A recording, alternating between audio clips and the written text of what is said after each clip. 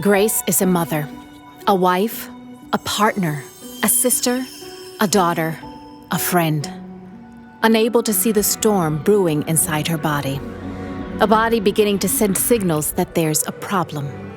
Symptoms like bloating, upset stomach, frequent urination, and abdominal pain were never taken seriously, so she sought a second opinion. And a third. And a fourth.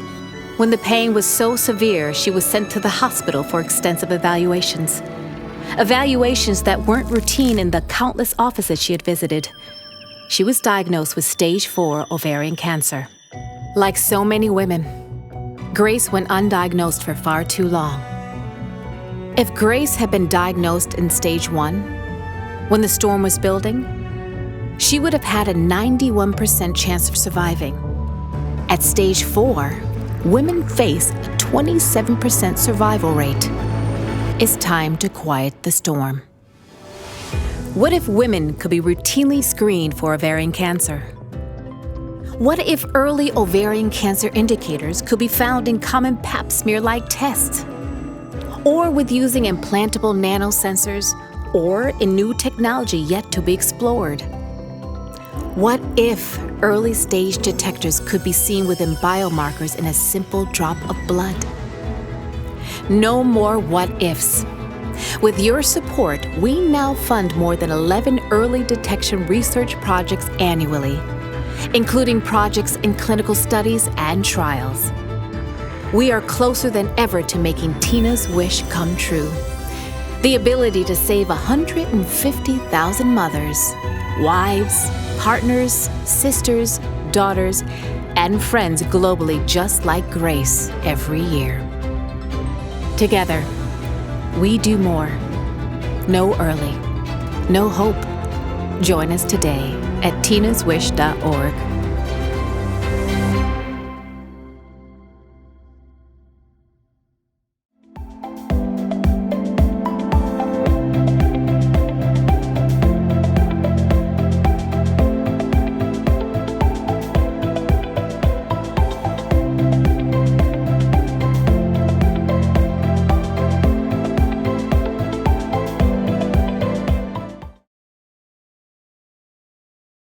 Hi, everyone, and welcome to the Tina's Wish Empower Her Webisode, Ovarian Cancer, Facts and Figures in honor of Ovarian Cancer Awareness Month. My name is Rachel Nix, and I am an actress, fierce women's advocate, mirror trainer, doula, and Lululemon ambassador. Before we get started, I would love to give a big thank you to our Empower Her sponsoring partners and community partners. We are honored to join forces on this program and provide critical information about ovarian cancer. Tina's Wish funds cutting-edge research for the early detection and prevention of ovarian cancer. Throughout this program, you will learn more about why this work is so critical. As you've heard, the goal of Empower Her is for all viewers to walk away with a new toolkit of helpful knowledge. The Empower Her webisodes cover many interesting topics about gynecologic health, feature subject matter experts, offer closed captioning in English and Spanish, and are 30 minutes in length. To view closed captioning, click the English or Spanish button under the live stream on the event website. Para ver los subtítulos, tan solo haga clic en el botón de inglés o español que se encuentra justo debajo de la transmisión en vivo en la página web del evento. This is an inclusive journey, and we are honored to have all of you here with us. Throughout the program, please feel free to type your questions into the chat box next to the live stream, and Tina's Wish will address these questions in their follow-up email. Now, I am so pleased to welcome and introduce our panelists. Dr. Bhavana Pothuri, a gynecologic oncologist, NYU Langone's Perlmutter Cancer Center, and Dr. Leslie Randall, a gynecologic oncologist at VCU Health. I am so excited to be here with both of you. Let's get started. In honor of celebrating Ovarian Cancer Awareness Month this month, can you please explain to our audience why it is so important that we have this conversation? Dr. Randall? Thanks, Rachel. I'm so glad to have this conversation. It's important to talk about it because people don't talk about it, right? You don't really hear ovarian cancer come up in everyday language. You see breast cancer all over the place. You see pink ribbons all over, but you just don't really hear much about ovarian cancer. And that's because luckily it's fairly rare in the United States, but it's still common enough and serious enough that it's great that we're talking about it today. All right, Dr. Pothuri, let's start with you. If you could cover some key statistics around ovarian cancer. Ovarian cancer, there are about 20,000 new cases of ovarian cancer estimated in the United States in the year 2022. There are about 13,000 estimated deaths from ovarian cancer. Ovarian cancer has actually accounted for the majority of gynecologic cancer deaths, representing over 50%. But we are seeing that endometrial cancer mortality is now kind of creeping up and kind of almost equaling that of ovarian cancer. But historically, ovarian cancer has been, what we've termed as kind of the deadliest gynecologic cancer. And the majority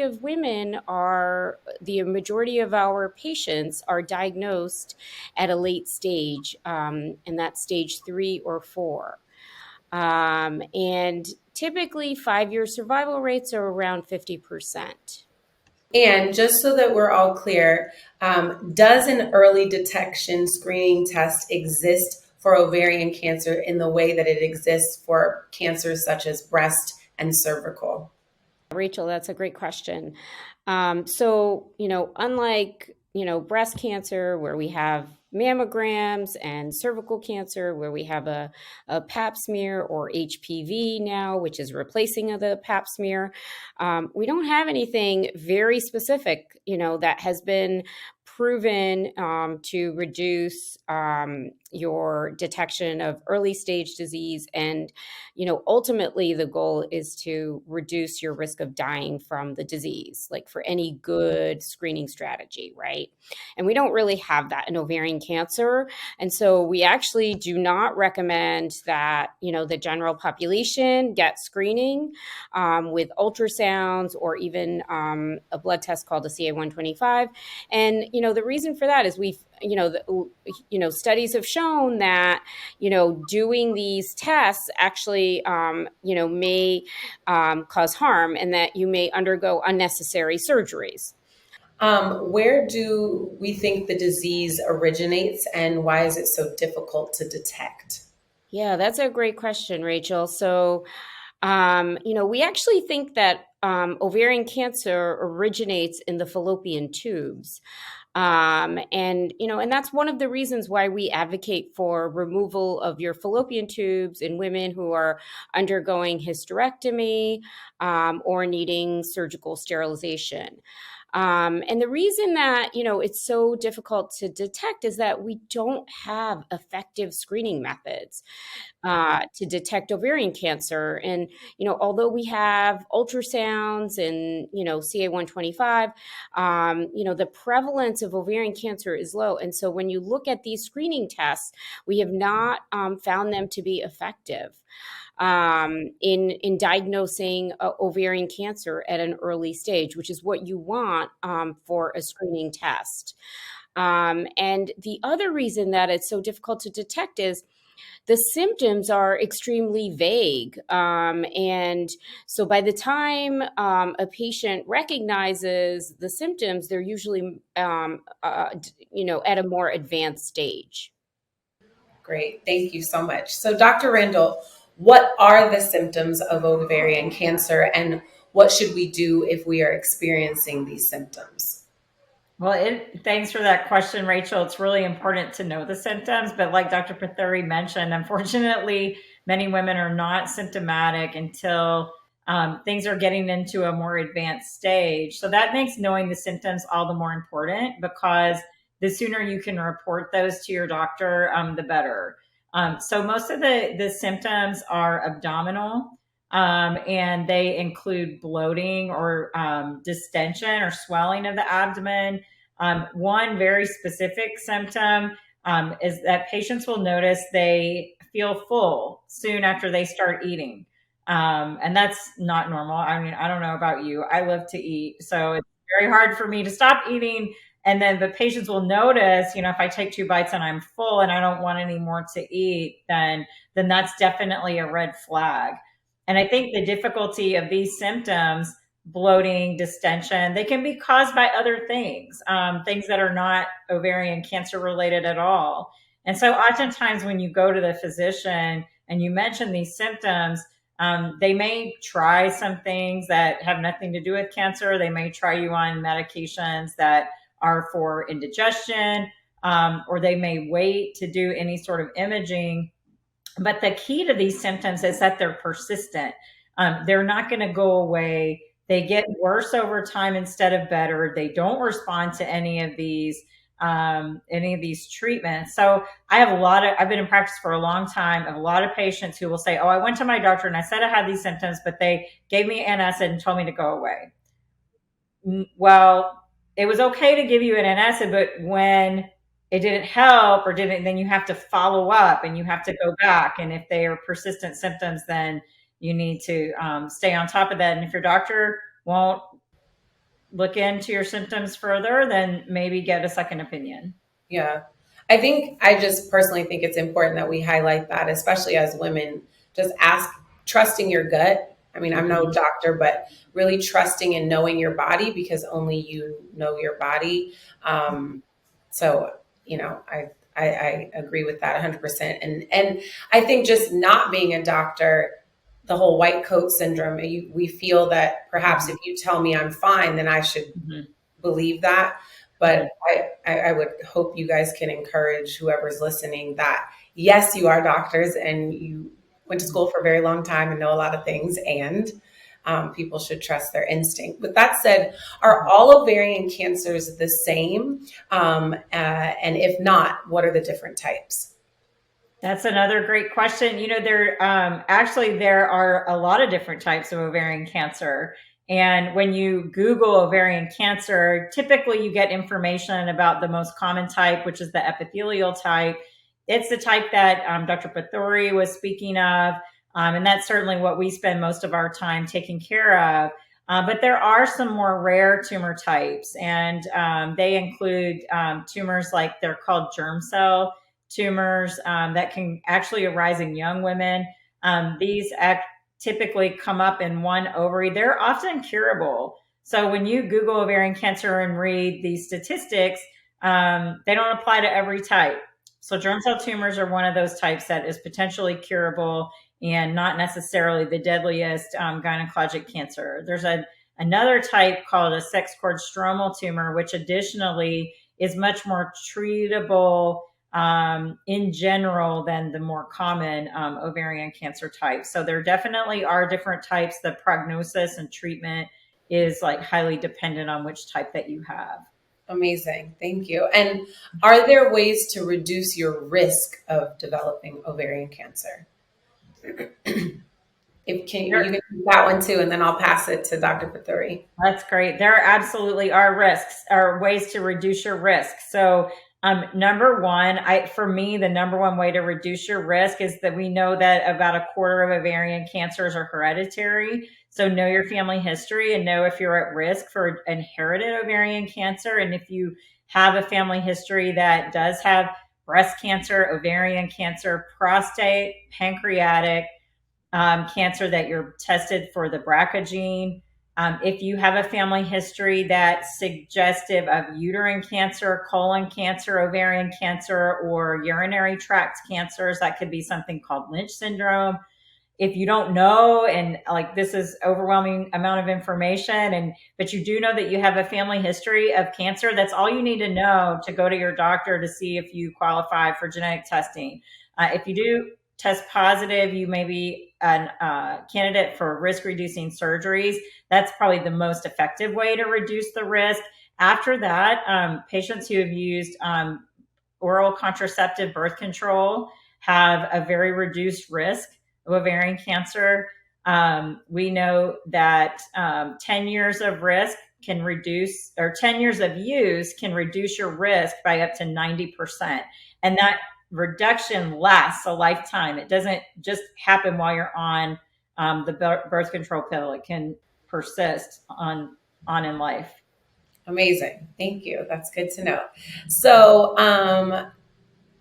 let's see. I'm going to give you this, Dr. Pothuri. Can you explain the value of seeing a gynecologic oncologist specifically after an ovarian cancer diagnosis? I think it's really important to seek care from a specialist in GYN oncology. And that's because we spend additional years training just to take care of this disease. And there are studies that have shown that women who are treated at a tertiary care center, meaning a center where there are specialists who can, who know about ovarian cancer, actually have better outcomes, meaning that they live longer. So it's really a no-brainer that, you know, any woman who is diagnosed with ovarian cancer, and even if they're diagnosed with ovarian cancer and they're not going to have surgery immediately, they should see a gynecologic oncologist before they even proceed with neoadjuvant chemotherapy if they're seeing a medical oncologist, you know. And it's something that, you know, you can talk to your doctor about and say, hey, you know, can I see a GYN oncologist to make sure that I don't need surgery first? And those are actually part of the ASCO recommendations when you're diagnosed with ovarian cancer. So it's, as I said, it's really critical to seek the opinion of a GYN oncologist because your outcomes are better. Right. And Dr. Randall, I guess what qualities would you look for in a gynecologic oncologist? Well, I mean, everyone wants a nice, approachable, friendly doctor. But I'll tell you, for this, especially, like, you really need someone who's skilled. You need someone with training and experience, just like Dr. Pothuri mentioned. It is a game changer to have a doctor who is skilled in this. It's not a common disease, thankfully. And so if you don't specialize in it, you just can't get really good at it. GYN oncology is so great because most of us, or many of us, provide both surgical and chemotherapy care to our patients. And so sometimes, you know, one is better than the other, and sometimes a combination of the two are important. And if you do both, I think personally, and we have great medical oncologists that take care of ovarian cancer, but if you are able to provide both, I feel like you're less biased as to which a patient should get, and it helps you become very, very patient focused. But I think the number one quality is skill. But you do want your doctor to be very approachable. These are shared decisions. There are multiple options. You know, one option may be right for you, or you may have a barrier to treatment that you need to be able to share with your physician and feel heard and seen, so that you can address that barrier so that you can get the best care. So I think, you know, it's really important to have a well-rounded physician. So I would just love for either of you to suggest where, number one, to find a gynecologic oncologist, and two, how do we decipher if they're skilled to support us on this journey? Yeah, I think that's a great question, Rachel, and really, you know, really important, right? You're given this diagnosis. It's so super scary. You don't know where to go. So my advice, you know, is to look for an NCI designated cancer center, and you can just Google that. And most NCI designated cancer centers have, you know, experts. So, and then you can find a gynecologic oncologist in one of those centers that's close to your home. And the other thing that these centers, you know, offer are access to clinical trials, which, you know, are super important in terms of providing, cutting edge care in terms of ovarian cancer. So, having these at your fingertips is really important. And so if you can really, locate one of these centers that's close to your home, that's what I would recommend. Amazing. Dr. Randall, do you have other thoughts as well? Yeah, I agree with you. I think the NCI centers are the best place to start because of the expertise, because of the clinical trials for sure. There are centers outside of the NCI designated centers that do provide ovarian cancer care. I think again, it's just going right back to that question that you asked before, Rachel, that gynecologic oncologist, having that person as, the quarterback on your team is really important. And so sometimes you can find a GYN oncologist outside of NCI designated centers. I think that's like the very best place to start. Um, Patients are getting more and more savvy. Like they're able to look for these, where can I go on a clinical trial? Where are these NCI centers? I think patients are becoming much more savvy at finding these. Patients are organizing. There are different ovarian cancer websites. Tina's Wish is one of those. The Society for Gynecologic Oncology, or the SGO, has a website that lists providers and patient. You can search by your area. So it can be a little bit overwhelming too, the internet, right? Because you get some bad information with the good. But I think that NCI centers, GYN oncologists, clinical trials, focusing on those capabilities is the best way to pick the site for you. And a thought that came to me too, I'm sure there are stigmas related to clinical trials, if I'm honest, as African-American person, knowing that Black people's bodies were tested on in this country, there's an aversion to that. So if you could just cover, your point of view. And I know, Dr. Pothuri, you are a medical director in the clinical trials office at NYU Perlmutter Cancer Center and the director of diversity and health equity for clinical trials, which is important for people to know as a person of color, and at the Gynecologic Oncology Group Foundation. So if you guys can just kind of speak to maybe possibly the stigma around clinical trials so that people hearing this can feel safe to enter them, or if there's, or some are better than others, or how they would feel comfortable joining. Yeah, Rachel, that's so near and dear to my heart. So Me too. that whole question. Yeah. And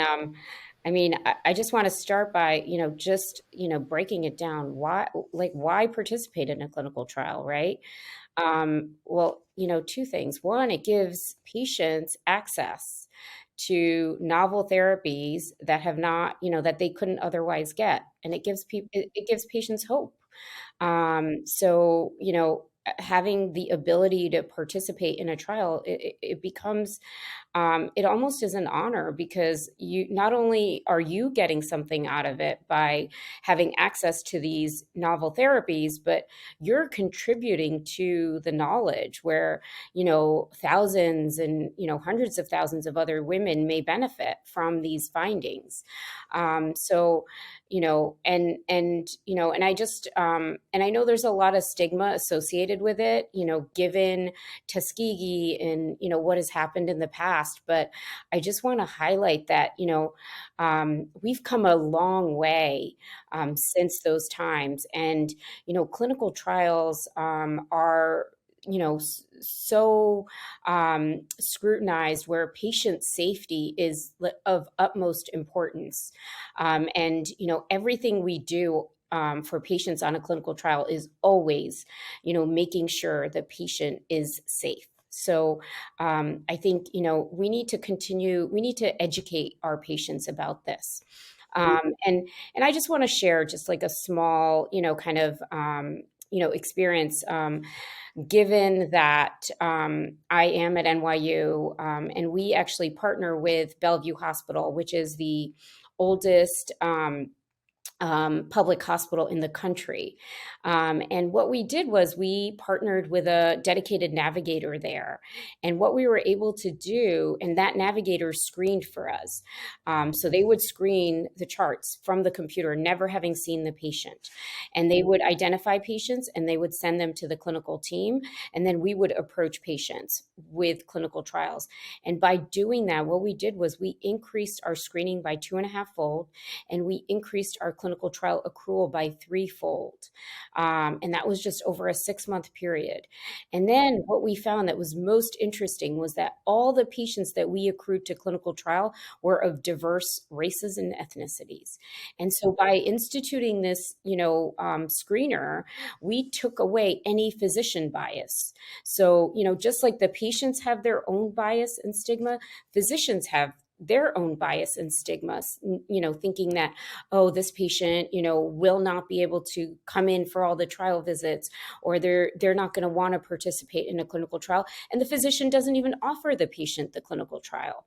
Right. And studies have actually shown that when we offer patients clinical trials and we give them the explanation of why it's important and how we are going to change the way we treat ovarian cancer, by participating in these clinical trials, and how we bring new medicines to our patients, and the benefit to the patient themselves of being able to have access to these cutting edge therapies. We find that most patients actually want to participate. So it's kind of on both ends that we see these stigmas and biases. I just wanted to share that because we've actually shown that this, these kind of interventions are important.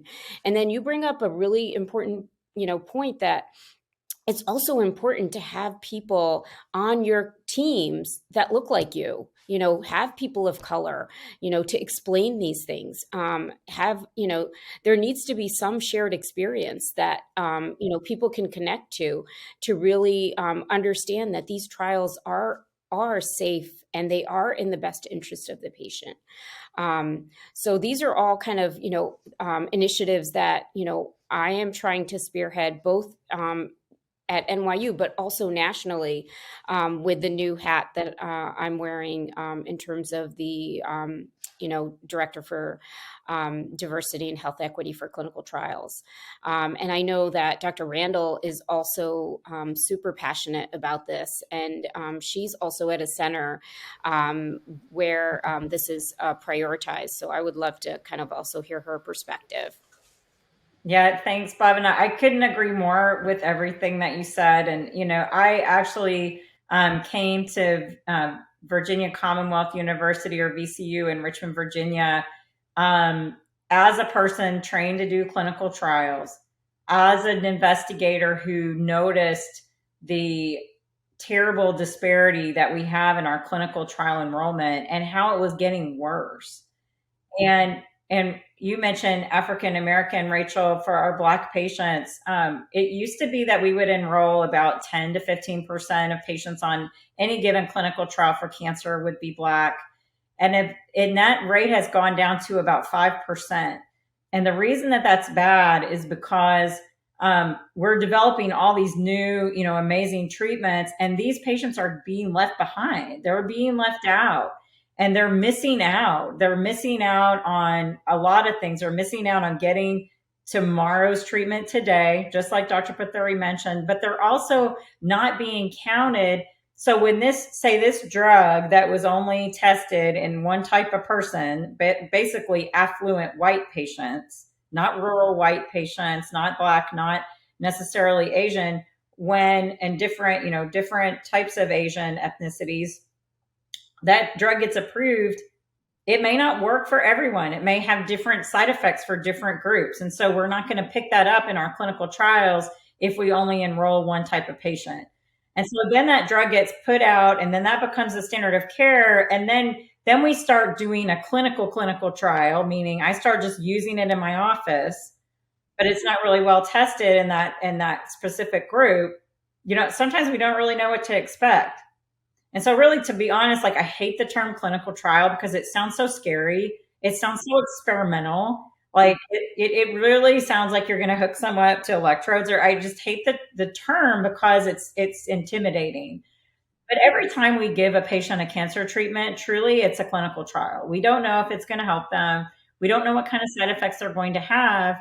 And whether, only difference is how much prior information that we have. But we may not even, when we're talking about diverse populations, we may not even have that information available for those patient groups. So that's where it becomes really important. So to me, it's an injustice not to be on a trial. And I think the last thought I had in this on this topic would be, what if you aren't in New York City, or you're not in San Francisco, or some big coastal city that has all of these resources? What do those people do? And more specifically, if you find out about a trial that's not located near you, is there funding to have them come be a part of that trial wherever that trial exists? Thanks to Dr. Pothuri, there's funding. Because I'm sure you're a lot of people, to your point, of anywhere from rural white to Black to just, I'm in Green Bay or wherever. Maybe Green Bay has an amazing cancer center I don't know about. But, as city dwellers, we lose sight of our privilege to have access across the board. So I would just like to inject hope and opportunity for those people that can't attend NYU down the street from them, Yeah, no, that's a really important and great point, Rachel. And, I think one of the easiest ways to know what trials are open or available, clinicaltrials.gov. And, patients can search that as well as physicians. So that's a really, simple way. And then once you can put in your disease site, and then options for different trials will pop up, and you can put in your location. So because all the trials that are open are listed on that, and so you will be able to identify a trial that and then once you've identified that, you reach out to that institution and say, hey, I'm interested, because there usually will be a contact number, and then they will help guide you. Well, before we close, is there anything else that has come up that either of you want to share with our audience? Or closing thoughts, Dr. Randall?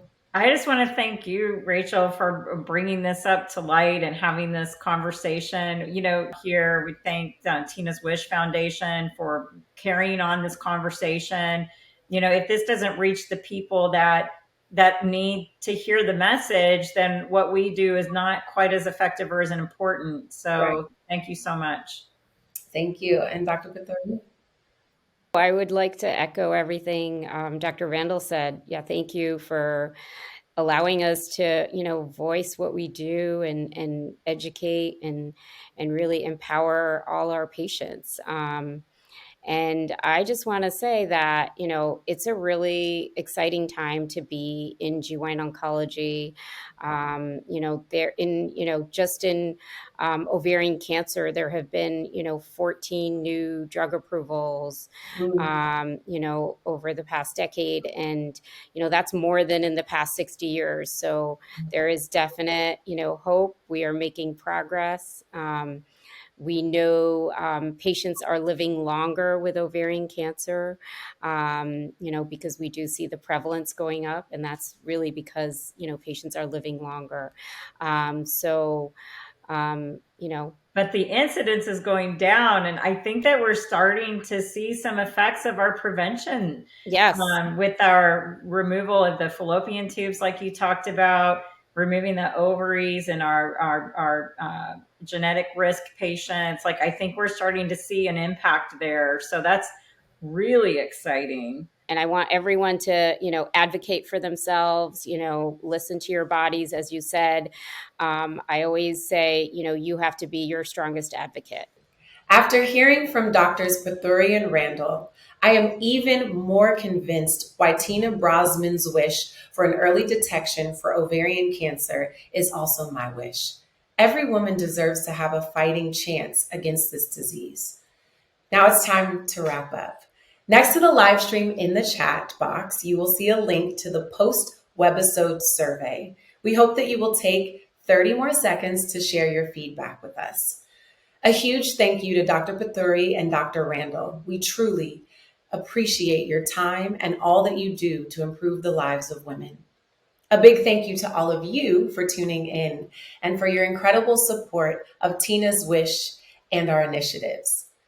As I mentioned, the Tina's Wish team will address questions from the chat box in the follow-up email blast that they send out after this webisode. That email will also contain the full recording of this session and the link to the podcast version. Stay tuned for more information about our next webisode. Be well, take care, and please be your own best health advocate.